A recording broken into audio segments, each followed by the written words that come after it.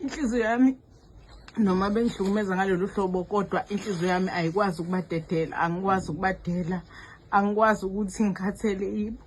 Ngifisa abashintshe benze izinto ezinhle njengazo zonke ingane ezizimisele ngesikole, esifundayo, esenza konke okuhle, ezihlonipha abazali, ey'lalelayo. Ngifisa abashintshe nje, angizile la ngoba ngizokwenza i-content kodwa ngifisa ushintshe empilweni zabo. Ngifisa ukubabona ngelinye ilanga lo ona 25 enomakoti ewumnumzane edrive imoto yakhe enkulu enakekela ingane yakhe. Lo intombazane wayethu unephupho lokuthi ayofunda e-America. Ngiyafisa ukuthi ngelinye ilanga ngimbone ehamba e-America, ngimkhaphe ngimbeke e-airport. Ngijabulile nami ngixoxela abantu ukuthi ingane yami ihambile iyofunda. And lo umfana useke wahlala 3 years la eThekwini ethi uyafunda engafunda edlela ama-drugs.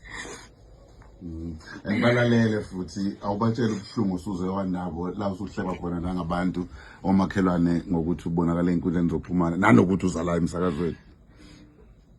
Bangihleka umakhelwane kodwa ke anginandaba.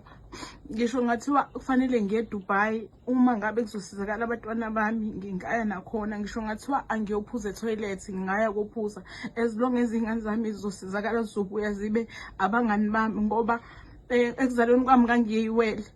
Iwele lami kuthiwa lenta sina 3 months qali-ke bengingashuthi ithombo. So angikaze ngilibone ukuthi lumuntu onjani. Ngihlezi nginesifiso sokuthi ngibone ukuthi lalinjani. So ngithe mase ngithola ingane ngase ngitshe ukuthi iwele lami selibuyile kulezi ingane, umuntu engizoba close naye lezi ingane. Manginenkinga ngizobikela lezi ingane kuqala ngoba lezi ingane izona iziza kuqala kunawo wonke umuntu enhlizweni yami. Uthe uma ngikulalela ufisa sengathi zingabuya niba abangani futhi ngisho ukuthi ube umzali nazo ingane. Uqale nini kanti ukuthi zihlehle kuwena?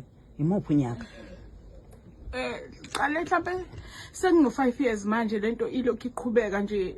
Zisime ngikhuluma nazo zingiphendule noma kanjani ingane noma ikubuke ngehlo nje lomthakatho ubona ukuthi ayilingane le ishoda ngokungishaya.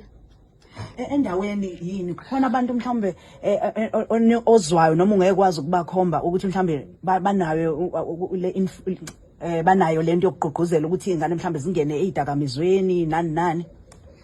I'm not sure about that, but endaweni yethu nje sekushintshile. Endaweni yethu bekunokuthula kukuhle kwindawo ehlonishwayo. Kodwa manje sekunabantu bokufika abaningi, sekunabantu abasiningi abaphuma kwezinye indawo. Endaweni yethu akaquestion umuntu ukuthi uphumapi, la uphuma khona ususwe yinjongobula. Umuntu vela anika indawo nje abekwe, and sekhona nabantu bokufika baningi. So kungenzeka ukuthi khona ama drugs. Nami nginako ukusola ukuthi mhlambe akusiyona insangu kuphela le yenza ukuthi ingane zibehave kanje. Nanokuthi ke ingane eningi ihlala ezitolo, ivele ivuka ingane ishiye ushungudlula umbhede iyohlala esitolo, ungazi ukuthi ihlaleleni esitolo.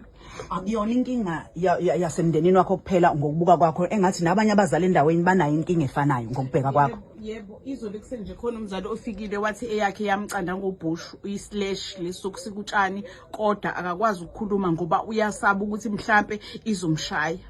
Ukukhuluma kwakho kwi-social media uvele ukhala sekuvule imithombo eminingi kubantu abanenkinga efanayo? Yebo, like wonke ama-province ayangifonela kahle i-South Africa yonke iyangifonela. Ifoni yami mina bengingayivali for 24 hours kodwa manje sengiyayivala ngenxa ukuthi abantu bangifonela day and night basho ukuthi banenkinga efanayo. Kunobaba nje ongifonele last week wathi yena uhleli kwi-wheelchair washawa ingane yakhe. Yamshangetshe ngemumva uhleli kwi-wheelchair kumanje akakwazi ngishona ukuhamba.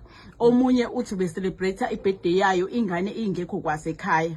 Uthi ke yena akayazi noma iyaphila noma ikephi kodwa uyacabanga ukuthi kuba ishonile ngabe useyazi. Uthi abantu abaningi banenkinga. Ukusiza mina njengokhoze FM ngiyakubonga kakhulu Mroza, ngibonge nethimba lakho indlela eningisize ngayo. Kodwa anisizi mina kuphela, nisiza iSouth Africa yonke. Baningi abazali abasenkingeni efanayo kodwa bayasaba ukukhuluma. Kangokuthi isibalo seyingane ehlala emgwaqeni siyanda kunokuthi sinciphe ngenxa yokuthi uhulumeni akenze okwanele ukuthi asilekelele thina njengabazali. Inhlungu yethu ayiziwo umuntu ngoba sifela ngaphakathi, siyasaba ihlazo. Faya nesoka malikushaya, uyasaba ukutshela abantu, usaba ukuhlazeka, usaba nokuthi nalo uyalithanda. Njengeyingane ke nami sengithula isikhathi eside. Imanje ngize ngikhulume ngoba sengiyeza ukuthi umzimba usuyahluleka ukumelana nalobuhlungu.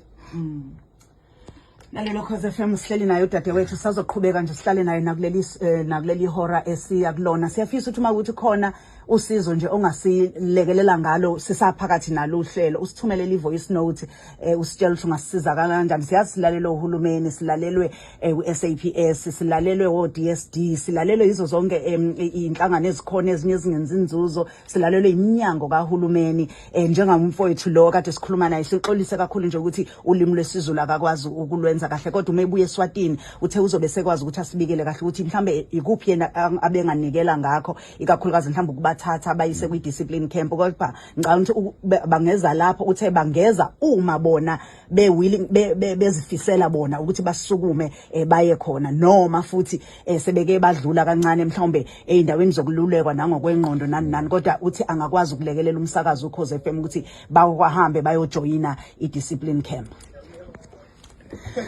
Subscribe to this channel